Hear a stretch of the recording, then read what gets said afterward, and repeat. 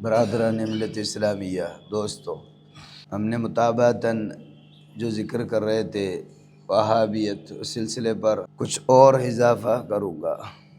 عبدالوہاب نے جو بھی کچھ کیا ہے اس سلسلے پر اور اس کا عقیدہ اور اس کا جو سلوک وہ ہم نے سامنے پیش کیا تھا۔ اب اس کا کیا انداز تھا، وہ مسلمانوں سے جو لڑنا ہے وہ اسلام کے لیے تھا یا ذاتی نجی ہے، اس سلسلے پر تاریخ اور وہابی سلفی علماء کیا کہتے انہی کی کتابوں سے ہی پڑھتے، اس لیے ہم ہر بات انہی کی ہی لوگوں سے جب پڑھتے تو ہمیں یقیناً اس میں بلا شک شبہ سب کو سمجھ میں آنے والی بات رہے گی۔ قبر توڑ کے وہاں سے جب بھاگا، فرار ہوا، باغی آدمی تھا، مجرم بھی تھا، تو پھر بچ گیا۔ تو اس نے جب ملا ایک امیر سے ملا، اس کا نام ہے بن سعود، سعودی جو نام ہے اس سے نسبت ہے، بن سعود۔ اسے انہوں نے دوستی کر لی اور اپنی جو عقائد وغیرہ بتا دیا تو اس کو اچھا لگا۔ وہ حاکم تھا، اس سے بولا ہم دونوں پارٹنری کریں گے اور ہتھیار تم دو گے اور میں فتویٰ جاری کروں گا اور پھر ہم لوٹ ماری کریں گے، پھر ہم دونوں مالا مال ہو جائیں گے اور میرے حکم پر چلنا۔ انہیں بڑا مزہ آیا، تو اس سے یہ ہوگا کہ آسانی سے مسلمانوں پر حملہ آسان ہوگا۔ اب ہمیں لوٹ ماری کرنے کو کوئی پرمیشن کی ضرورت نہیں، بس یہی کافی ہے، یہ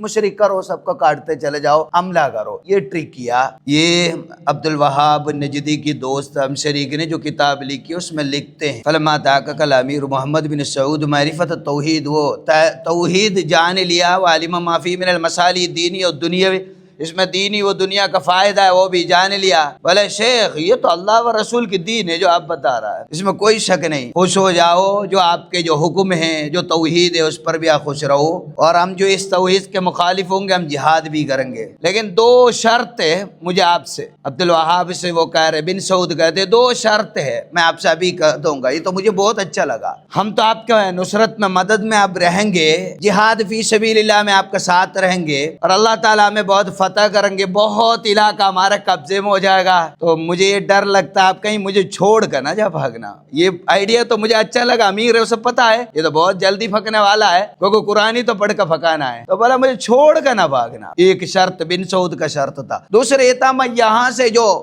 اپنے علاقے سے میں پھل میوہ کا موسم میں میں ان سے کچھ پھل دے رہا تھا ٹیکسی طور پر، تو آپ روکنا نہیں۔ تو اس کے لیے عبدالوہاب نے بولا آپ کا اولا شرط میں مان لیا، کوئی بات نہیں، میں بھاگوں گا نہیں، آپ کا ساتھ ہی رہوں گا۔ اور دوسری بات میں جو آپ بول رہے نا، یہ کوئی فَلَعَلَّ اللَّهُ أَن يَفْتَحَ لَكَ الْفُتُوحَاتِ فَيُعَوِّضَكَ اللَّهُ مِنَ الْغَنَائِمِ مَا هُوَ خَيْرٌ مِّنْهُمْ۔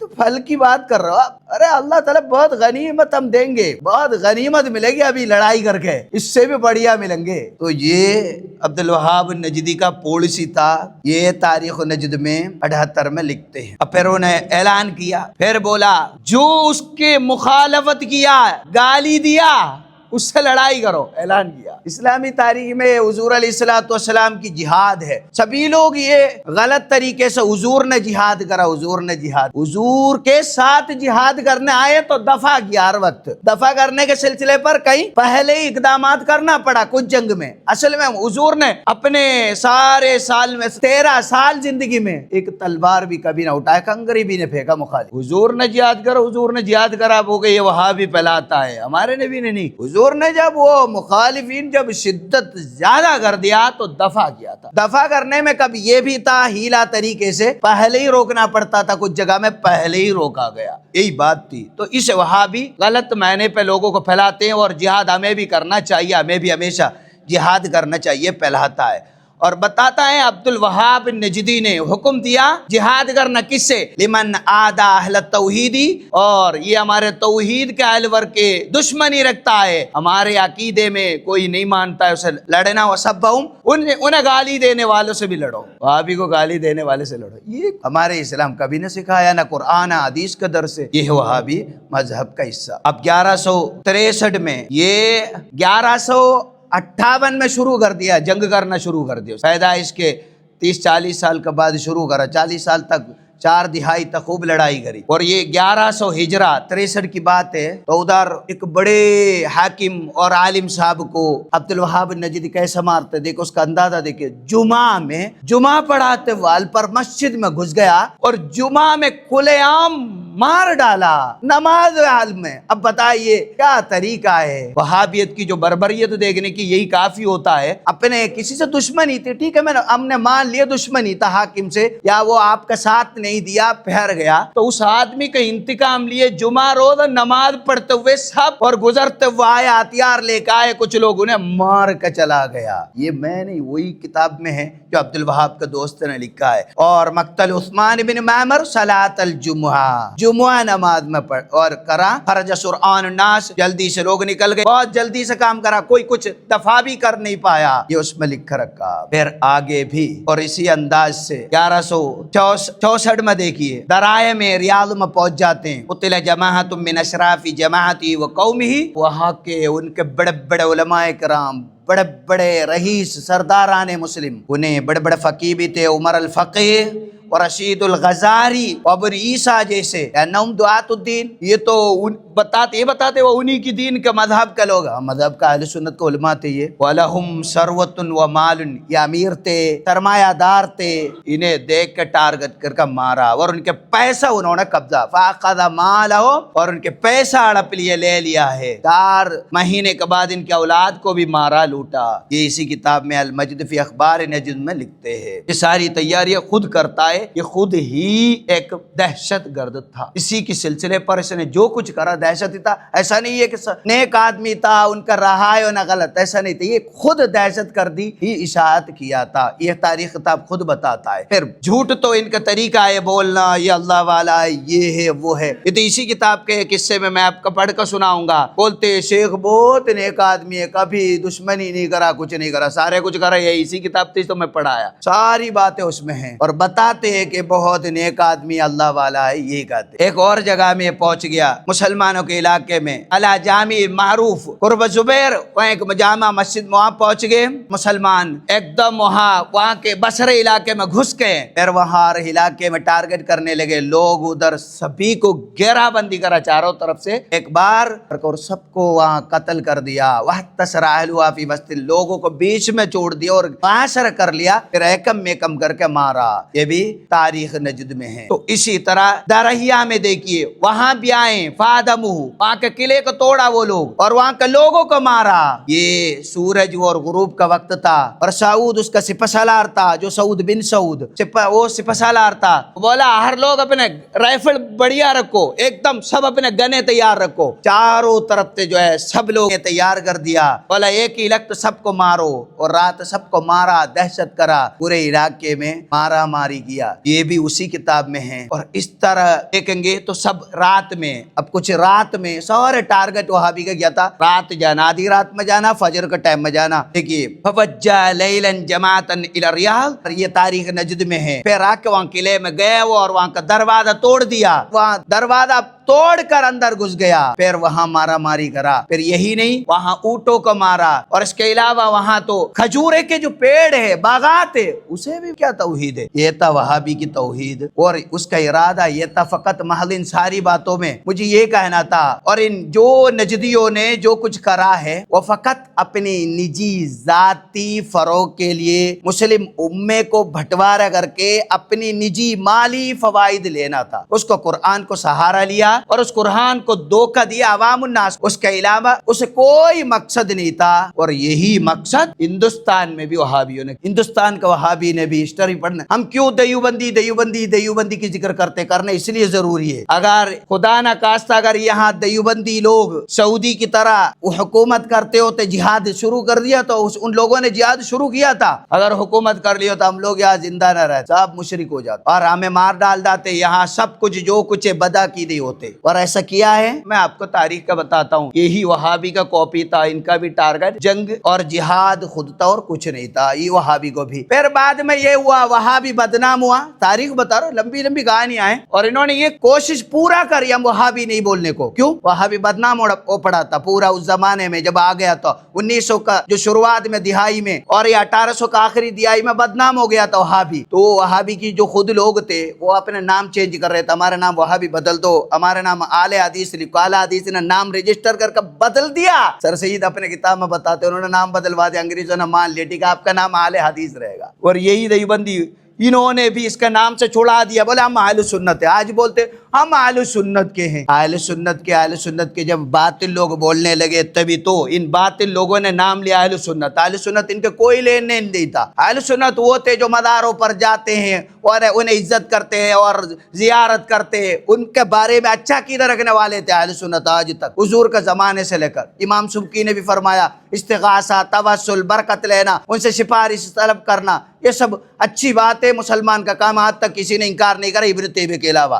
امام سبکی رضی اللہ عنہ شفاء السقام میں بتاتے یہ بات ہے، یہ اہل سنت کا عقیدہ تھا۔ اب یہ عقیدہ وہابی کو رکھا، نام بدلنے کی کوشش کرا، ہم وہابی نہیں، ہم اہل سنت ہیں، ہم اہل سنت ہیں، یہ کوشش کرتا رہا یہ لوگ، تاکہ نام کے وجہ سے کچھ لوگ ہمارے پیچھے آنے سے رک نہ جائے، اور پھر وہ دھیرے دھیرے میٹھی میٹھی باتوں پہ لوگوں کو دین بتاتا رہا، سنت بتاتا رہا اور اسلام بتاتا رہا، درسیں دیتا رہا۔ لوگ بولتے یہ بہت نیک ہے، دین بتا رہا ہے۔ ہاں، یہ دین تو بتا رہا ہے، اس کا اندر خرابی وہابی ہے، اس کا اندر خرابی ہے۔ یہ کہاں ہے؟ میں آپ کو تھوڑا وہ بھی بتا تو یہ کنیکشن ضروری سمجھتا ہوں کہ ہمیں سمجھنا۔ اسماعیل دہلوی، سب سے پہلے آپ کو سب کو پتا ہے اسماعیل دہلوی یہ لے کر آیا۔ اسماعیل دہلوی پڑھنے کا وقت پڑھنے والا نہیں تھا، ایک سست تھا، نہ پڑھنے والا بچہ تھا، کھیلنے والا تھا، کھیل کود میں خالی مست تھا، پڑھائی کتاب ڈھنگ سے دیکھ کبھی نہ پھیرتا تھا، کتاب میں نے پڑھ کر سنایا تھا۔ اب یہ وہابیت کو تائید کرنا تھا، اس کا پیر تھا سید احمد بریلی، دھیان رکھیں، سید احمد بریلی۔ جبھی تو ہم آپ سے ہمیشہ ذکر کرتے ہیں جاہل سیدوں کو زیادہ عزت کریں گے تو کبھی ایمان بیچ کر ڈالے گا آپ کو۔ جبھی تو بولتے ہیں پیر ہونے کے لیے سید عالم ہونا چاہیے اور عقیدہ صحیح ہونا چاہیے، بولتے ہیں یہ عالم ہونا چاہیے اس لیے بولا۔ اور اگر ہر علاقے میں اگر دیوبند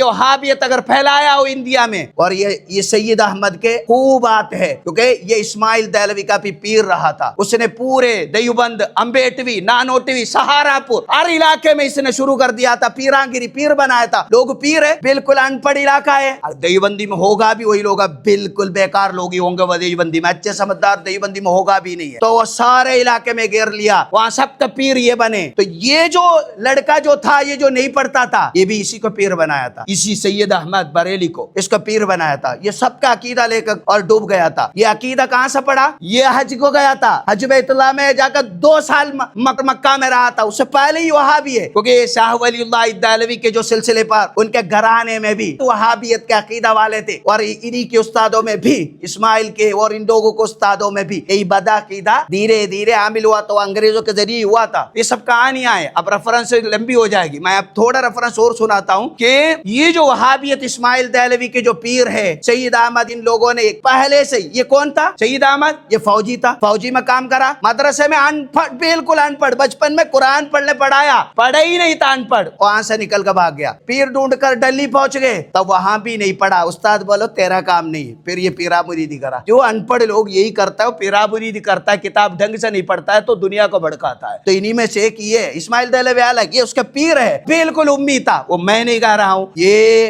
حسن ندوی اپنے کتاب میں بتاتا ہے، وہ اب الگ بتاؤں گا میں۔ یہ ساری بات ہم نے جو بات کرتے ہیں آپ سے، اگر کسی کو شک ہو، یہ سب میں انہی کی کتاب سے ہی پڑھا رہا ہوں، یہ میری تاریخ یا رضا خانیوں کی تاریخ نہیں، یہ انہی وہابیوں کی تاریخ کی کتاب سے ریفرنس میں ساری بات آپ کو سنایا۔ تو اب اسماعیل دہلوی ان کے ساتھ ملے، دونوں نے پلان کرا ہم یہاں جنگ لڑیں گے، تبھی بات ہوگی جیسا ہمارا پیر نہ کرا، پیر کون؟ عبد الوہاب، تب مزہ آئے گا، حکومت ملے گی یا ہم مسلمان کو چلائیں گے۔ شرک تو کر ہی رہے لوگ، تو انہیں مشرک کرا دیں گے، ہمارے پاس ہتھیار ہوں گے، توپ ہوں گے، سب کو کاٹیں گے، لوٹیں گے، پھر ہم امیر بنیں گے ایریے کا۔ تو اسے موقع ڈھونڈتا رہا کہاں جائے، لڑائی شروع کہاں سے کرے، تو ادھر کا لوگ تو لتاڑ دیں گے، تو اس لیے انہوں نے جنگل وہاں کا پنجاب کے علاقے میں وہاں پہنچ گئے۔ وہاں آپ نے سوچا 2 دن کے لیے چلے گئے، بولتے اور وہاں بھی دیوبندی کی کتاب میں آپ تاریخ پڑھیں گے تو ایسا لگ رہا ہے اور سکھوں کی حملوں میں پریشان تھے مسلمان، اور ان کے لیے ڈھونڈ رہا تھا، کچھ نہیں تھا، وہ لوٹ نہ گیا، لوٹنے پہنچ، میں دعوے کے ساتھ بتا رہا ہوں، ان کی کتاب دے کر حوالہ دے دوں گا، کسی کا اگر شک ہے، کوئی دیوبندی اگر انہیں غلط فہمی میں سمجھ کر بیٹھا ہوا ہے یہ نیک کام کر رہے تھے، نہیں، وہاں وہ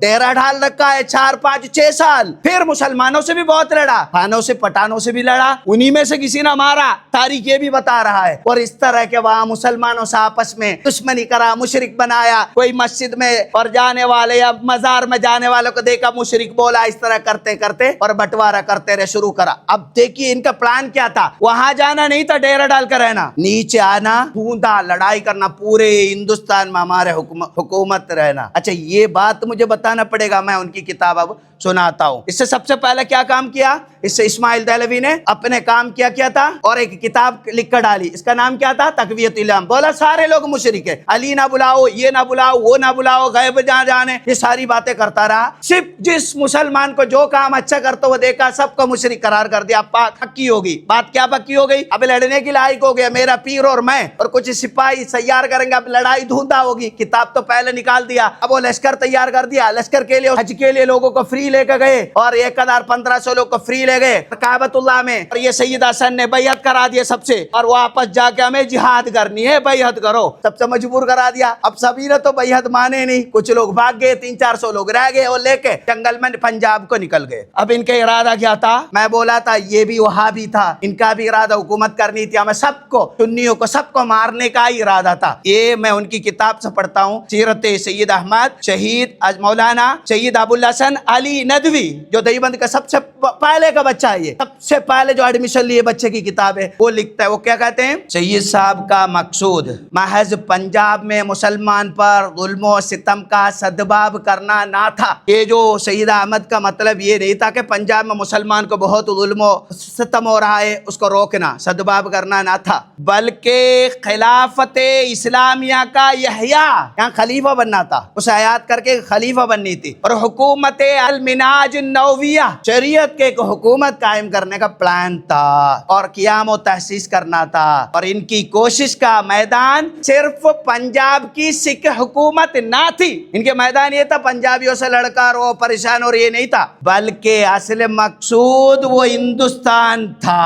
ان کا مقصد کیا تھا؟ پورا ہندوستان میں قتل و غارت گری کا اور شروعات ہی کرنا۔ یہ پہلے ہم نمونہ دیکھ لیتے، پنجاب میں جا کے دیکھ لیتے، جنگل میں، پھر آئیں گے وہاں سے لوگوں کے دیکھا منگل کریں گے، یہاں علاقے میں آئیں گے، پھر کریں گے قتل و غارت گیری۔ یہ سیرت سید احمد شہید مولانا سید ابو الحسن علی ندوی اپنے اس کتاب کے سیرت سید احمد کے ایک والیم ایک میں 25 اور 26 پیج میں لکھتے ہیں۔ اب یہ خود وہی نہیں، خود وہ کیا کہتے ہیں، وہ فارسی میں تھوڑا قدرت رکھتا تھا، وہ سید جو احمد بریلی، محبتیں باز خدین جانب مجاہدین صادقین بسوے بلاد ہند ستانے بنائے اللہ کفر و طغیان متوجہ حد شد کے مقصد اصلی اقامت جہاد پر ہندوستان است نہ توتن در دیار خراسان، یہ لکھا ہوا ہے۔ اس کا معنی یہ ہے، اس کے بعد یہ مجاہدین کے ساتھ ہندوستان کا رخ کرنا مجھے، پھر اس کے بعد کفر و شرک کے اور پاک کرنا، یعنی ہم لوگ سنیوں کا یہاں سے ختم کرنا، مشرک ہے یہ سب، کیونکہ یہاں زیارت کرتے ہیں۔ سب سے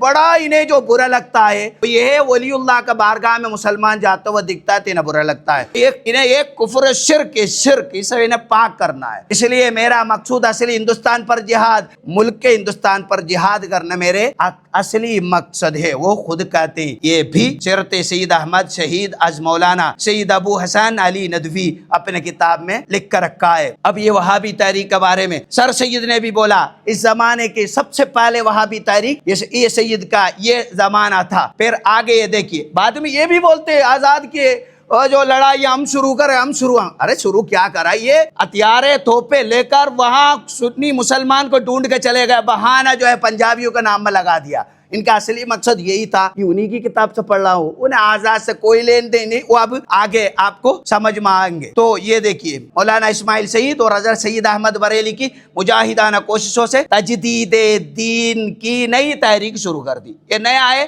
اب دین کو نیا بنا رہا ہے۔ خود کہتے ہیں با وقت وہ تھا کہ جب سارے پنجاب پر سکھوں اور باقی ہندوستان پر انگریزوں کا قبضہ تھا، باقی ہندوستان انہیں کوئی مطلب نہیں تھا، اور پنجابی ادھر چلے گئے یہ لوگ۔ یہ بھی سیرت احمد میں وہ لکھتے ہیں۔ پھر یہ کہتے ہیں، اور آپ اسی نقشے پر کام کرنا چاہتے تھے جس پر رسول اللہ نے، حضور کا نام لیتے ہیں اور کام اپنا کرتے ہیں، اور وہ کام واہیات وہ کرتے ہیں۔ پھر حضور اکرم صلی اللہ علیہ وسلم کا نام لیتے ہیں، اپنا کام کرنے کا طریقہ یہ وہابی کا، اس کا جو بڑے سردار ہے عبد الوہاب نجدی کا یہ طریقہ ہے، وہی قرآن پڑھ کے ہی جہاد کو سنت و واجب کر دیا، اور وہی قرآن پڑھ کے ہی بولا یہ مشرک سے بھی بدتر ہے، اس نے توجیہ بولا قرآن پڑھ کے، یہ جو مولوی ہے سنی مولوی یہ تو مشرک تو اچھا ہے یہ برا ہے، میں اس کی کتاب سے سنایا یہی توجیہات، یہ بھی بولا، اور نہ یہ مدرسے میں کبھی پڑھا، نہ کوئی مستند مولوی تھا، نہ مستند کوئی عالم تھا، نہ کوئی عالم مستند سے صحیح علم سکھاتا، ایسے لوگ بڑے آبا چوگا ایسے رومال لے کر نکل گیا، لوگوں کو دھوکہ دیتے رہے اور یہاں کا مسلمان کی اتفاق کو اور نقص عیب کرتا رہا، تو یہ طریقہ ہے، اس لیے ہمیں بار بار دیوبندی بولنا پڑتا ہے، ہمیں یہ سننا ہے، اور ہمارے قوم و ہزارہا لوگ مغالطے میں ہیں کہ وہ سمجھتے ہیں ٹوپی اور داڑھی اور مولوی نام لے کے یہ بھی حقیقت تو حضور کے گستاخ کرنے والے کے لوگ ہیں، اس لیے اسے سمجھنا اور سمجھانا بے حد ضروری ہے۔